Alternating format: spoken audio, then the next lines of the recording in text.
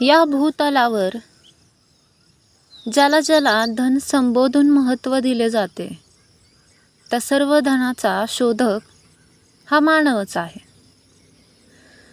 त्याचप्रमाणे आपल्या अलौकिक बौद्धीच्या बुद्धिशक्तीच्या सामर्थ्याने ज्यांनी अद्वितीय कामगिरी करून देशात समाजात काही परिवर्तन घडवून आणले, तेही मानवच होते. म्हणून मानवधन हे सर्वश्रेष्ठ धन म्हणून म्हणले जाते. तपस्वी, ऋषी, संत, समाजसुधारक, तत्ववेत्ते, वैज्ञानिक, संशोधक, प्रतिभावंत इत्यादी सर्व मानवधनाचेच उद्गातेच होत. मी माझे स्वामी या चॅनलमध्ये तुम्हा सर्वांचं स्वागत आहे. मानवधन हेच आपल्या समाजामध्ये श्रेष्ठ धन आहे. मानवाचा जन्म आपल्याला मिळाला आहे, तर त्या जन्माचे सार्थक करणे पण आपल्या हातातच आहे, असे श्री स्वामी समर्थ म्हणतात. स्वामी समर्थ म्हणतात, या पृथ्वी तलावर तुला कोणत्या ना कोणत्या तरी उद्देशाने पाठवले आहे. तुझे जे कर्म आहे तुला करायचे आहे. जेवढे चांगले कर्म करशील तेवढे तुझ्या पदरात पुण्य पण तेवढे पडणार आहे.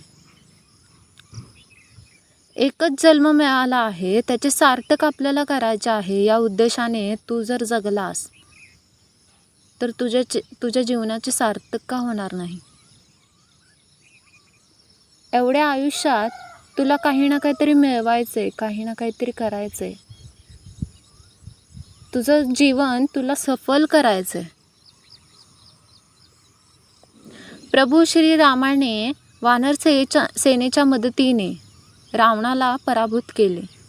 बुद्धी, शक्ती, भक्ती आणि युक्तीचे महाबली हनुमान हे रामकालीन सर्वगुण संपन्न मानवधनच आहे.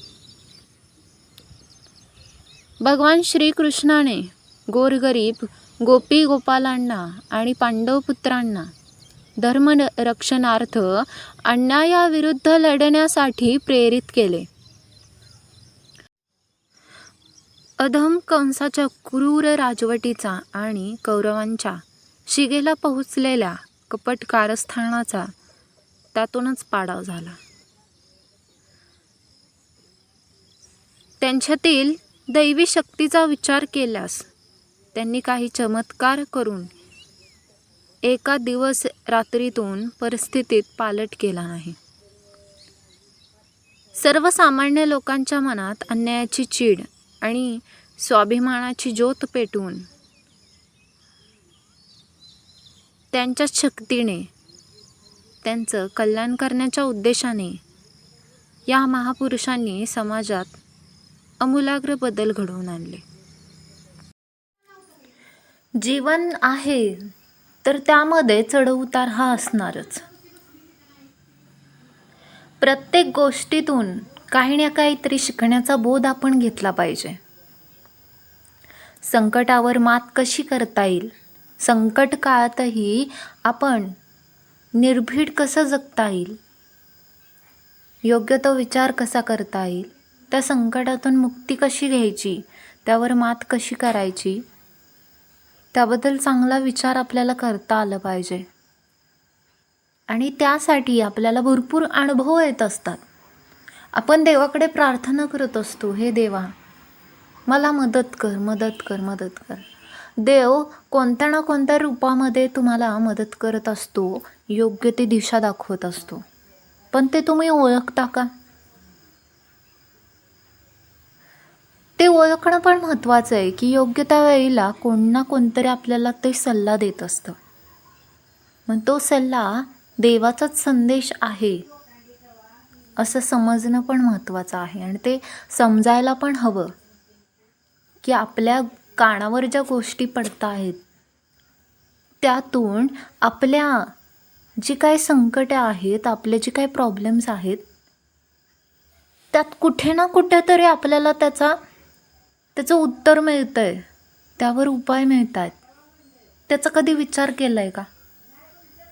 म्हणजे हा विचार करणं खूप महत्त्वाचं आहे की आपल्याला योग्य त्या वेळी जेव्हा आपण संकट काळात असतो तेव्हा कोणता ना कोणता तरी प्रकाश टाकणारी गोष्ट आपल्या जीवनात घडत असते.